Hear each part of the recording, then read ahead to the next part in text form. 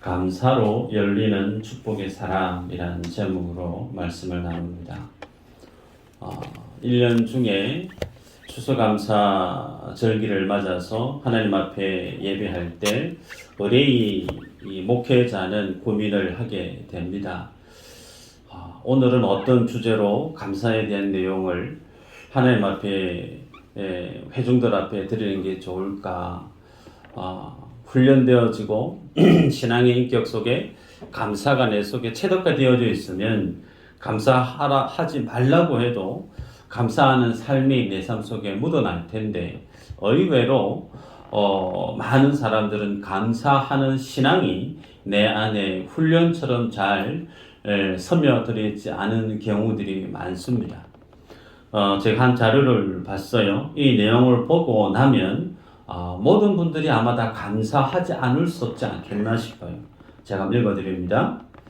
우리들이 살아가는 인생 속에 집에 냉장고 안에 음식이 있고 몸에 옷을 걸칠 수 있고 머리 위에 지붕이 있고 잠을 잘 수 있는 장소가 있다면 그 사람은 지구 총 80억 명 중에 75%의 부유한 사람 중에 속한 사람이다.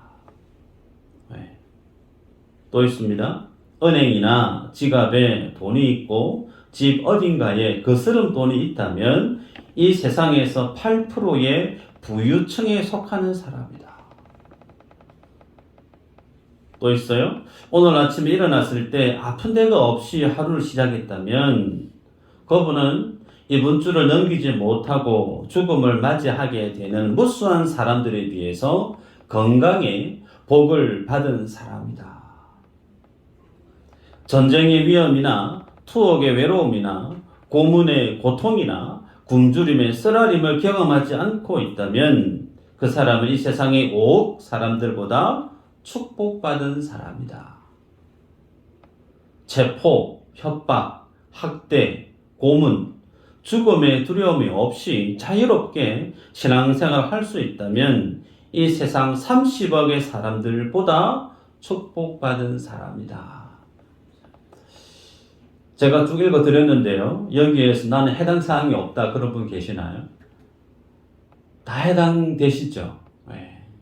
80억 인구 중에 상위 2%에 내가 포함되지 않을지 모르지만 그럼에도 불구하고 우리들 모두에게는 굶주려서 못 먹는 분이 안 계신 줄 압니다. 아픈데 돈이 없어서 병원에 가서 치료를 못하는 분이 안 계신 줄 압니다. 우리들이 삶들 속에 큰 부자로서는 살지 않을지 모르지만 삶들 속에 그 모든 필요들을 구비하고 누리고 살아가는 축복을 누가 주셨죠? 하나님이 주셨다는 거죠. 그래서 다른 사람을 비교하고 다른 사람과 비교해서 내 자신의 삶을 돌아보게 되어지면 내가 뭘 감사해야 될까? 내 시선은 늘 위에 있는 사람들에게 가 있기 때문에 지금의 내 삶들 속에서 감사의 제목을 발견하기가 쉽지 않을 수 있지만 그러지 않고 성경에서 주님이 내게 주셨던 것들에 대해서 믿음의 시선을 조금만 뜰 수만 있더라도 우리들은 하나님 앞에 참 겸손하고 하나님이 원하시는 그 믿음의 삶을 살아가는 인생이 되어질 수 있으리라 믿습니다. 오늘 저는 본문의 말씀을 보면서 한 가정, 한 인생을 어떻게 주님이 축복의 인생으로 만들어 내시는지를 본문을 통해 보기를 원합니다. 본문의 내용은 2장 14절에서 19절이지만 룻기서 1장 그리고 전체적인 내용을 먼저 한번 정리하는 것이 유익하다 생각됩니다. 1장의 내용을 보면 엘리멜렉이라는 인물이 등장합니다. 그 사람은 나오미의 남편이 되고 저자의 룻기의 주인공이 룻의 시아버지가 되는 사람이죠. 이 엘리멜렉이 두 아들이 있습니다. 그리고 와이프인 나오미와 함께 베들레헴에 큰 흉년이 들어서 집안 식구들이 전부 다 어디로 이주를 하냐면 모압이라고 하는 이방 땅으로 이주를 가게 돼요. 너무 큰 흉년이 들어서 생활하기 힘드니까. 그런데 여러분, 유대인이 유대 땅을 떠나서 이방 땅으로 가는 것이 옳은 선택이라 할 수 있는가? 당사자는 어쩔 수 없는 선택이다라고 항변할 수 있을지 모르지만 하나님이 유대인들에게 그 땅을 주셨던 것은 그 땅이 어떤 땅이죠? 하나님이 약속을 주셨던 땅이에요. 하나님의 복을 주시겠다고 약속했던 언약이 서며 있는 땅이 그 유대 땅입니다. 특별히 엘리멜렉이라는 인물이 살았던 그 지명이 어디냐면 베들레헴이라고 하는 지역으로 기록하고 있어요. 여러분 베들레헴 그곳에 누가 태어나시죠? 다음 달 크리스마스 때 한 분의 생일이 기다려지고 있어요. 예수님이 나신 땅이 베들레헴입니다.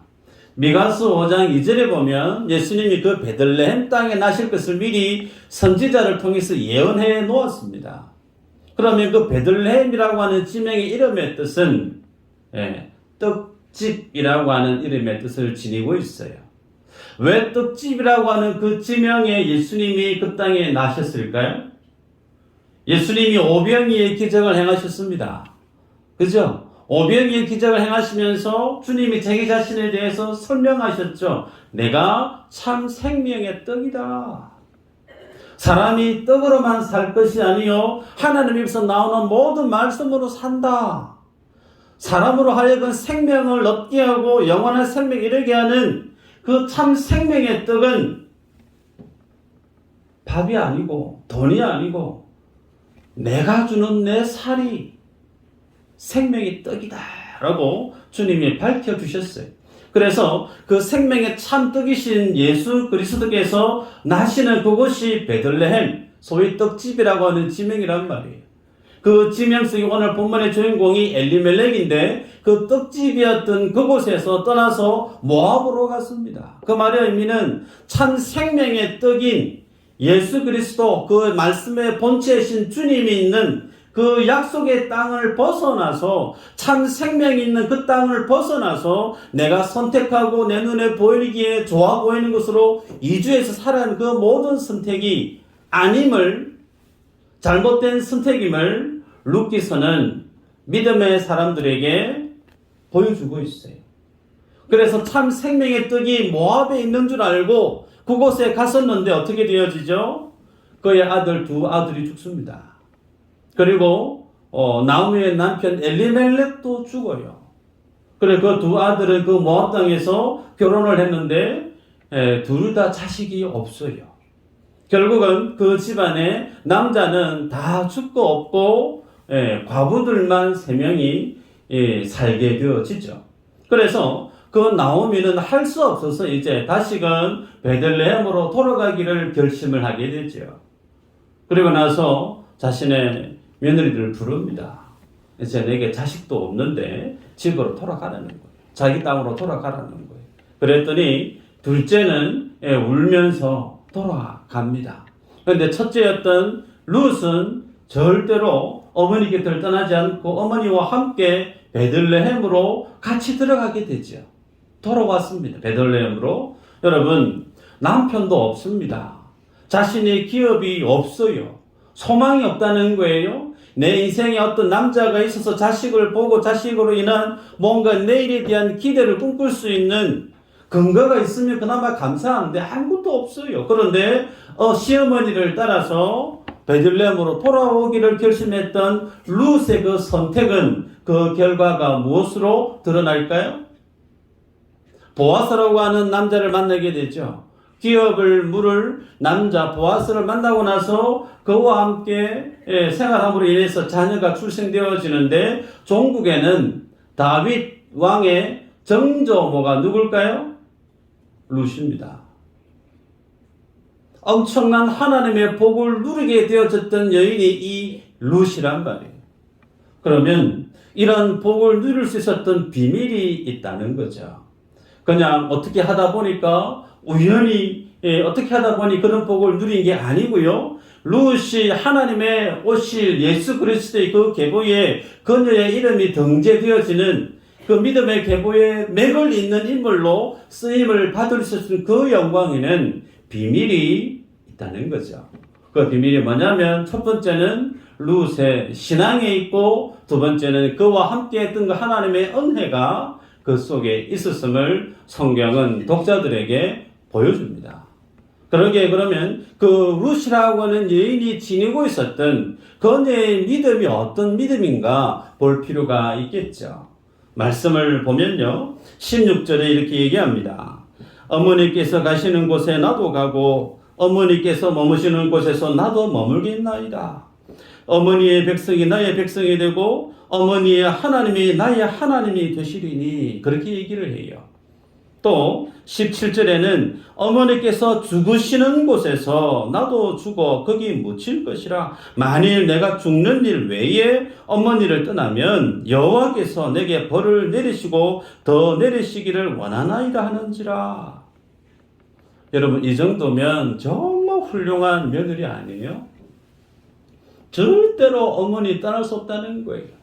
어머님의 하나님, 나의 하나님 되고 내가 만약 어머니를 떠나게 되어지면 그 하나님으로부터 벌을 받아도 나는 당연합니다 라고 할 정도로 그녀에게는 그 시어머니 나오미와 함께하는 그 믿음의 여정에 담대함이 이렇게 훌륭한 믿음의 고백이 있는 이 룻의 믿음을 보게 됐죠.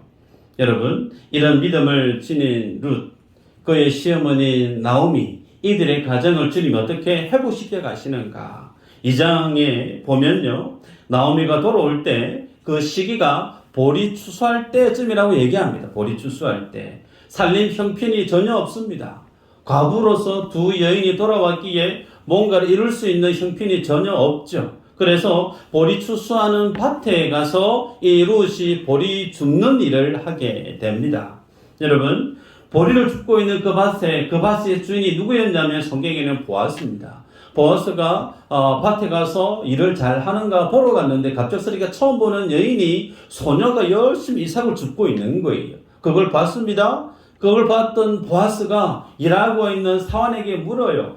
저 여인이 누구냐고 물었더니 그 사환이 얘기하기를 나오미와 함께 모압에서 돌아왔던 여인인데 아침부터 점심때 잠시 쉰 거 외에 지금까지 저렇게 일을 하고 있다고 그렇게 얘기를 건네주죠.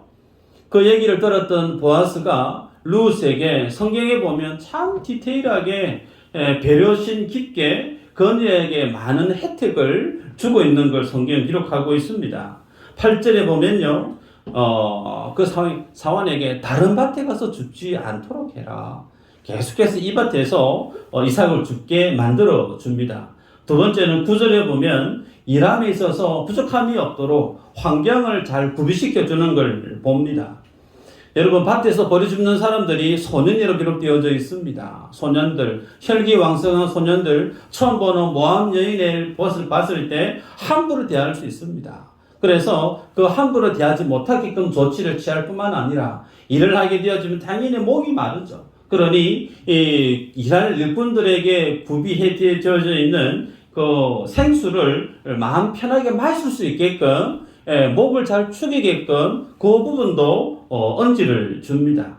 뿐만 아니라 식사 때가 되어졌는데 보아스는 준비된 양념장에다가 떡을 찍어서 식사를 할 수 있게끔 그렇게 배려도 해 줍니다. 그리고 15절 16절에 보면 보리를 베는 사람들 뒤따라가면서 죽게 하지 말고 아예 보리 곡식단을 쌓는 곳에 가서 보리를 죽게 합니다. 여기에 대해서 아예 그냥 한 움큼씩 빼가지고 헐려 놓으라는 거예요. 여러분 이 정도면 다른 데 가서 보리 붓지 말고 그냥 있는 거 마음껏 담아서 가라고 하는 뜻이 포함되어 있지 않겠습니까? 생각해보면요. 보리 농사 해보신 분들은 알 겁니다. 보리를 수확을 해요. 하다 보면 한두 개씩 헐립니다. 그러면 헐려진 그 보리가 깨끗할까요? 안 깨끗해요. 흙이 묻을 수도 있고 일하는 사람이 밟아서 흙이 진흙이 있는 것도 있을 수 있습니다. 그런 거 하나 허리 숙여서 하나씩 주워서 흙 털고 넣으려고 하면 얼마나 고단스럽겠습니까? 근데 그렇지 않고 곡식단 곁에서 한 움큼씩 떨어져 있는 깨끗한 보리를 그냥 주워서 담으면 되는 거죠. 여러분 그렇게 열심히 보리를 주워서 담았는데 그 수확한 양이 어느 정도냐면 성경에는 한 에바였다라고 기록하고 있습니다. 여러분 에바는 하루 성인이 밥을 먹을 수 있는 곡식에 그것을 호멜이라고 그러는데 그 호멜의 10분의 1, 에바의 10분의 1이 한 호멜이고 성인 한 사람이 하루 먹을 수 있는 양이 한 호멜이에요. 감이 좀 안 오시죠? 약 한 22리터 정도 됩니다. 22리터. 그래서 약 한 12대, 좀 감이 옵니까? 12대 하니까. 12대를 모은 거예요. 그런데 고대 시대, 바빌론 시대에 하루 노동자의 일한 노동에 대한 그 배급이 약 한 1리터 정도였습니다. 하루 종일 남자가 노동한 대가가 1리터였는데 22리터를 이 룻이 주어서 가져간 거예요. 꽤 많은 양이죠. 그래서 이 두 여인이 룻이 하루 이삭을 주은 걸 가지고 무려 5일 동안 먹을 수 있는 양식을 준비한 겁니다. 그래서 그 양식을 가지고 와서 어떻게 했을까요? 시어머니에게 쏟아붓습니다. 쏟아붓고 그것을 보고 즐거워하죠. 기뻐하고 즐거워합니다. 여러분, 그 기뻐하고 즐거워하는 그 모습 속에 보아스의 이 배려가 어느 정도였는지 룻이 세세하게 알 수 있을까요? 잘 모릅니다. 단순히 친절하게 대해주고 먹거리를 공급해주고 그렇게 친절하게 해줄 수 있는 것은 어느 정도는 알 수 있는데 전폭적으로 이 룻에게 디테일하게 세세하게 그녀를 위해서 모든 것을 밀어주었던 이 보아스의 배려를 룻이나 나오미가 모릅니다. 단지 너무 많이 주었다고 이거 주워놓은 것 가지고 이제 5일 동안 먹을 수 있게 되었다고 박수치면서 기뻐하고 즐거워하고 있을 룻과 나오미의 모습을 우리는 상상할 수가 있어요. 여러분, 그런데 이 모습 속에 숨겨져 있는 것이 뭐죠? 룻은 모른다는 거예요. 나오미는 모른다는 거예요. 뭘 모르죠? 그 밭에 가서 죽게 했던 하나님의 섭리하심, 그 하나님의 인도하심. 여러분, 우리가 안 읽었지만요, 룻기 2장 3절에 보면 이 룻이 보아스 밭에 어떻게 갔었느냐면 우연히라고 하는 표현이 있어요. 우연히 가서 주었는데 그 밭이 어떤 밭이라고요? 엘리멜렉과 친족 간에 있었던 보아스의 밭이었다는 겁니다. 우리 인생은 살아가다 보면 우연히 뭔가 잘 되어가지고 우연히 어떻게 해서 축복을 누리고 성공을 하고 좋은 것을 취할 수 있을지 모르겠지만 그 배후에 뭐가 있다는 거예요? 하나님의 섭리가 있다는 겁니다. 내 눈에는 잘 안 보이는데 내가 깨닫지도 못하지만 그 이면에 하나님이 일하고 있는 모습이 있음을 룻은, 나오미는 보지 못하지만 성경에 저자인 하나님은 믿음의 백성들에게 그녀의 가정을 회복시켜 가시는 하나님의 일하심이 마치 이와 같다라고 우리에게 보여주고 있다는 거예요. 여러분, 이 모습을 보면서 우리의 믿음의 모습이, 우리가 주님 앞에 감사하는 믿음의 모습이 혹 룻과 나오미와 같지 않은가 돌아보게 됩니다. 여러분, 우리들은 내가 한 해 동안 수고하고 애쓰고 땀을 흘려서 만들어낸 그 모든 결과물을 가지고 내가 애쓰고 수고하는 것이니까 그것을 가지고 주님 앞에 감사의 고백을 합니다. 그것도 참 귀한 감사의 모습 맞습니다. 세상 사람들은 그거 당연한 것으로 여기죠. 내가 일한 대가니까 당연히 그것은 내 권리고 내 소유된 것으로 자랑스럽게 여깁니다. 그러나 성경은 그렇지 않다는 거예요. 성경은 당연히 내가 일할 수 있고 마치 룻이 자기 시간을 들여서 자기의 땀을 흘려서 바구니에 그 보리를 다 집어넣은 거 누가 넣었죠? 룻이 넣은 거 맞아요. 그러나 그 룻이 심었던가요? 심지 않았습니다. 룻이 그 보리에 물이라도 줬던가요? 준 적 없어요. 그냥 바구니에 집어서 넣은 게 전부 다예요. 그런데 그 배후에 그 보리를 심기우고 바람을, 적절한 기온을, 물을 공급해서 그의 입에 보리가 들어가게 만드시는 이는 누구죠? 하나님이라는 사실이죠. 그래서 우리들은 내가 알지 못하는 배후에 일하고 계셨던 하나님의 손길이 있음을 우리들은 볼 필요가 있습니다. 이 사실을 인정하는 자가 하나님 앞에 더 큰 믿음의 감사로 축복의 문을 여는 인생이 될 수 있다는 거예요. 여러분, 제가 아는 2년 전에 동생 목사님의 조카 이야기를 들은 적이 있어요. 수능이 지난주에 있었는데요. 한 2년 전에 수능을 그 목사님의 조카가 시험을 쳤는데 부모님을 다 돌려보내고 밖에 방에서 쫓아내고 자기 방에 방문을 걸어 잠그고 나서 가채점을 한 거예요. 얼마나 시험 점수가 나왔는가. 부모님은 초조하죠. 자가 시험을 잘 쳤는지. 그런데 시험을 가채점하러 갔던 그 방에서 갑자기 고함이 들리는 거예요. 갑자기 놀랐겠죠? 이게 뭔 일인가? 그랬더니 나중에 뛰쳐나와서 하는 얘기 뭐냐면 모든 과목을 올백 다 한 거예요. 그런데 수학만 2개를 틀린 거예요. 그러면서 그 해 수학이 꽤 어려웠다고 했는데 자기 상상의 이상의 점수를 거머쥔 거죠. 그러고 난 다음에 그 다음날 엄마를 붙들고 난 다음에 어디 갔느냐면 아이폰 가게에 가서 100만 원이 넘는 아이폰을 바로 그냥 결제해가지고 자기 이마에 푹 댔다는 거예요. 자랑스럽게 당당하게. 나 이 정도 됐으니까 이거 이제 해야 할 정도 됐다는 거죠.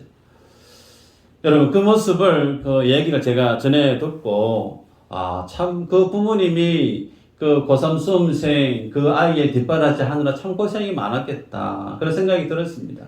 그런데 그 아이가 엄마 아빠가 자기를 위해서 잠 안 자고 도시락 싸주고 챙겨주고 학원에 보내주고 했던 그 고단함을 일일이 다 할까요?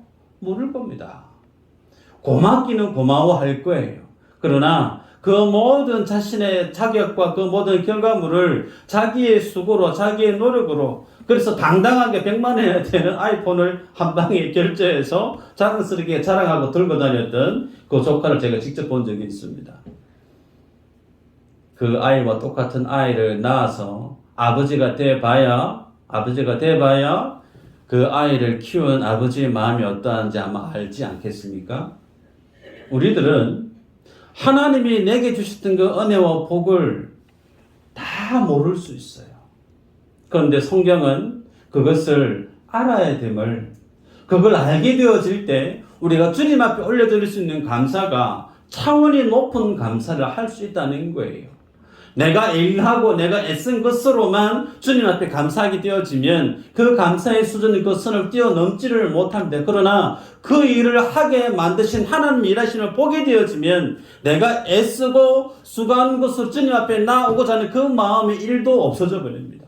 하나님이 아니었으면 될 수 없었던 일이었네요. 전부 다 하나님의 은혜였네요. 적혀있죠? 모든 것이 주의 은혜입니다. 이 고백 앞에 나의 지분이, 나의 자랑이, 나의 수고가 숟가락 하나 얹을 수 있는 모습이 있을까? 없다는 거예요. 여러분 성경에 보면 사도행전 9장의 1절 시작이 이렇게 시작됩니다. 사울이 주의 제자들에게 대하여 여전히 위협과 살기가 등등하여 대제사장에게 가서 뭐 하려고 하냐면 예수 믿는 사람들 잡아 죽이기 위한 도서를 받아가지고 이제 다메섹으로 가는 중에 있습니다. 여러분 가장 선교에 헌신되어졌던 사람 신약의 사도 바울이죠. 근데 그 바울이 주님 만나기 전에 가장 앞장서서 1급 살인 청부업자가 바로 바울이었어요.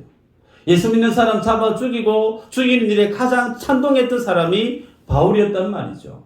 그런 그가 다메섹 도상에서 주님을 만납니다. 만나고 나서 3일 동안 보지도 못하고 먹지도 못하고 식음을 전폐하고 있을 때에 하나님 어떻게 일하셨느냐? 주의 제자 아나니아를 찾아갑니다. 아나니아를 주님이 설득하세요. 네가 가서 바울에게 안수기도 하고 그를 눈을 뜨게 만들고 그에 대한 하나님의 부르심에 대한 내용을 알려주게끔 말씀합니다. 그런데 아나니아가 안 가려고 해요.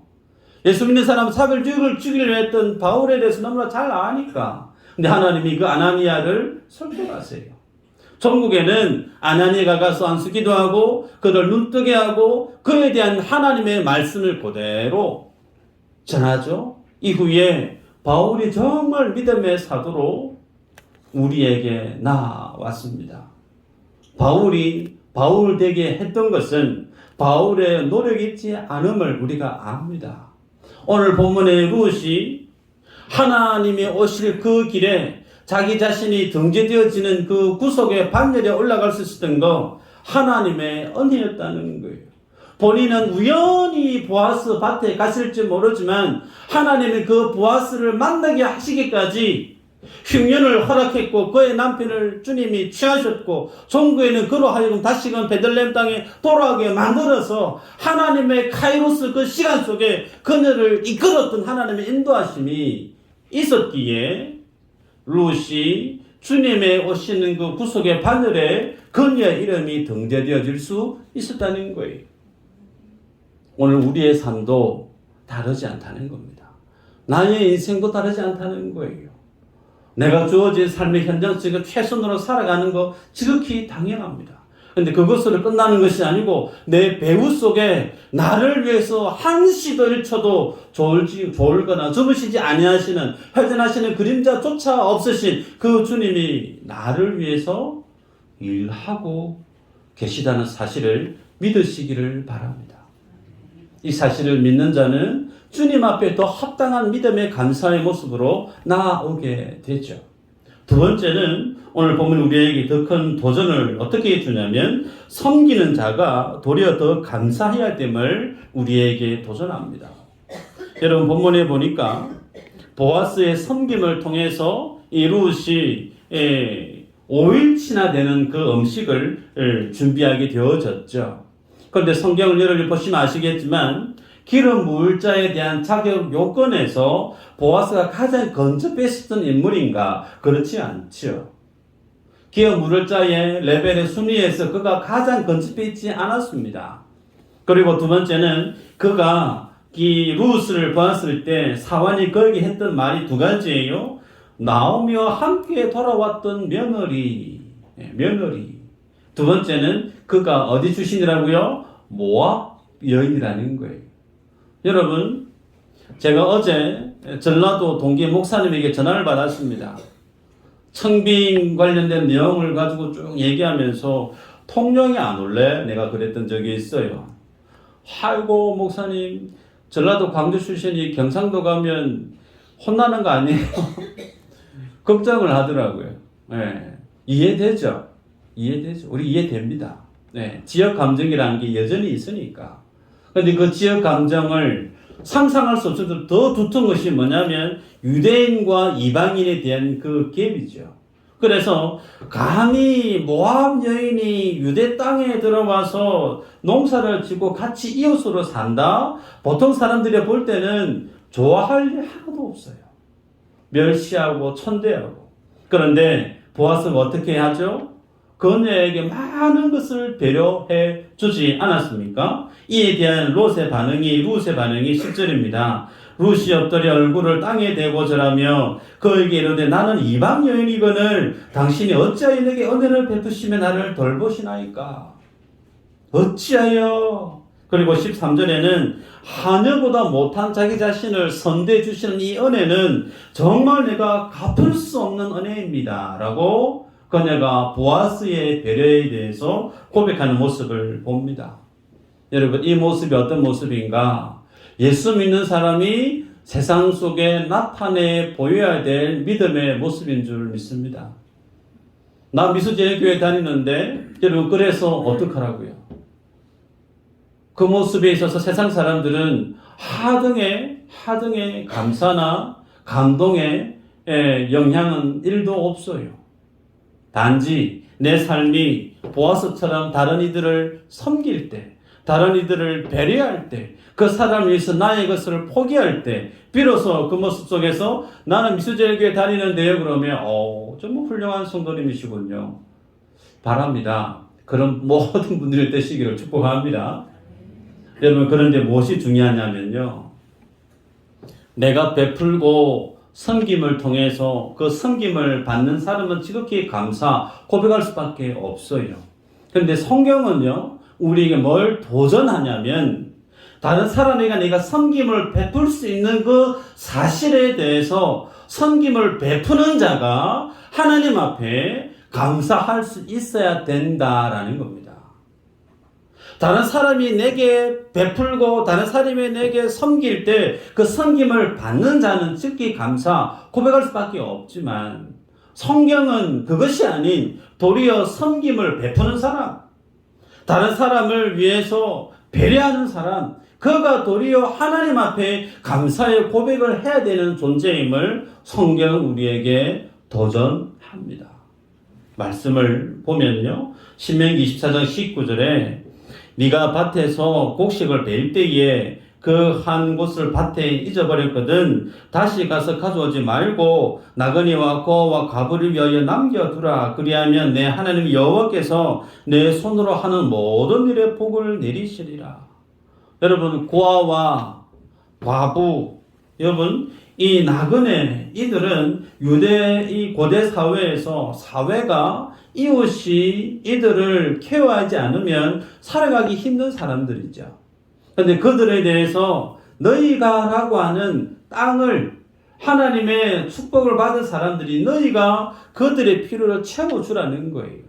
그 필요를 채워주게 되어지면 네가 하는 그 모든 손을 하는 그 모든 일에 하나님께서 복으로 갚아주겠다라고 이 말씀이 언제 증거되어진 말씀이죠? 이스라엘이 나라로 세워지기 전에 출애굽을 하고 가나안 땅에 들어가기 전에 이미 나라의 기틀이 세워지기도 전에 하나님은 이스라엘은 하나님의 백성은 섬기는 자가 복되다라고 이미 명시하고 있습니다.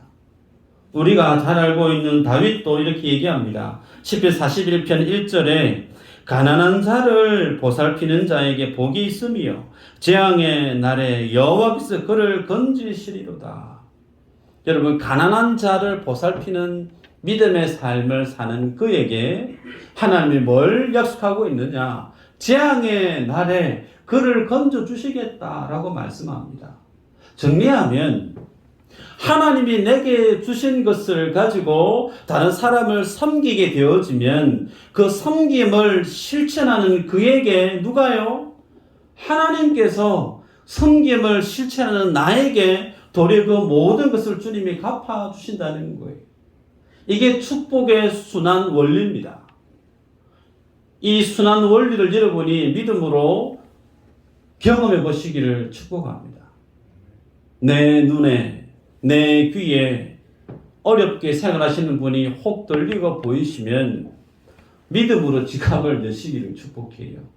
믿음으로 지갑을 여셔서 그분들의 필요를 채워주고 그것으로 끝나지 않고 그분들에게 섬김을 행할 수 있도록 그분이 나의 섬김을 받아줌에 대해서 누가요?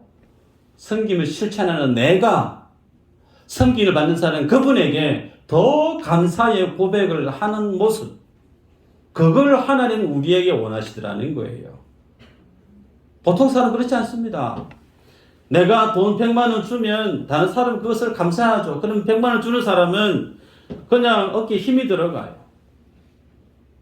아무렇지 않아. 안 해도. 자기가 자기 자신을 자랑스럽게 여기고 자부심이 있고 뭔가 있는 것처럼. 그런데 성경은요, 그렇지 않다는 거예요.